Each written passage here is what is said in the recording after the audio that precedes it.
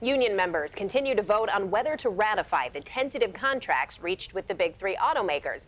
As of now, it looks like the GM deal will be approved, but it is extremely close. The union hasn't posted final vote totals yet, but workers at several large factories have turned down the deal by fairly large margins. Joining us now to break down these latest developments is Paul Eisenstein, editor-in-chief of Headlight.news. Hey, Paul. Hey, good to be with you. First, can we talk about what do you think the chances are that this GM deal does fail?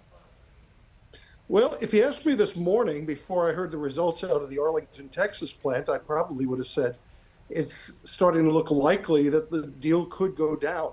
The news out of Texas that they voted in favor of the agreement is critical. It looks like it has a much better chance of going through at this point.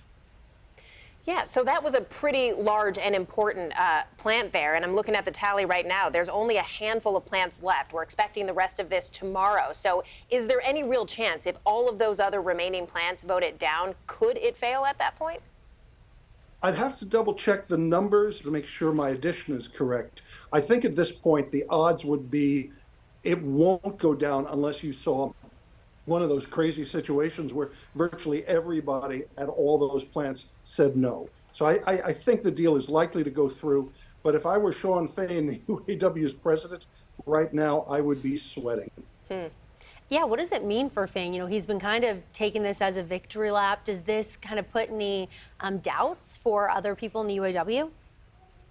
Well, sometimes, you have to be careful what you wish for. You may recall that Fain was talking about how this is up to the members, not to him. And he also pointed out how important it was that the members voted down a tentative contract that they got from Mack Truck. Well, he may have just planted in their minds that even if they get a tentative contract, maybe they can get a better one if they go back on the picket lines. I think that this may have been a little bit of a warning to Fain to say, cool it just a little bit. Any idea specifically what the GM workers who have voted it down are protesting? I mean, this deal is very similar to the deal with Ford and Stellantis, and those have been approved by pretty wide margins, right? Oh, they were approved pretty strongly. So this is unusual. Now, GM, I would say, generally has had the worst relationships with its various members and various plants. So in some senses, it's not a complete surprise that the vote hasn't been as overwhelmingly favorable as it was with Ford. I do think that some folks were looking at what Fain had been going after in the first place, which was something in the 40% range. They got 25. So maybe some of these people said, hey, let's do what Mack Truck is doing. I also think that there's a lot of folks that they could have gotten the 40%. They still would have voted no. Is there any reason why these big plants are in favor of the deal, but some smaller plants aren't? Are there different interests that each of these plants have?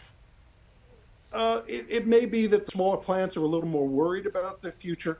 Some of the plants that have voted no are critical plants to General Motors.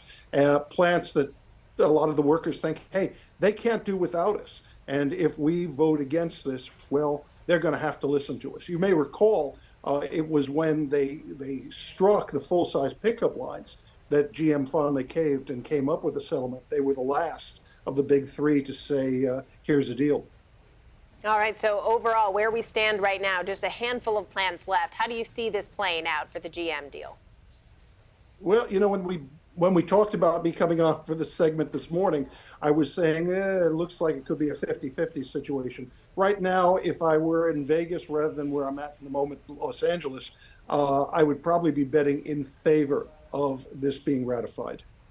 All right, thank you. Paul Eisenstein, editor-in-chief of Headlight.news. Thanks again for joining us.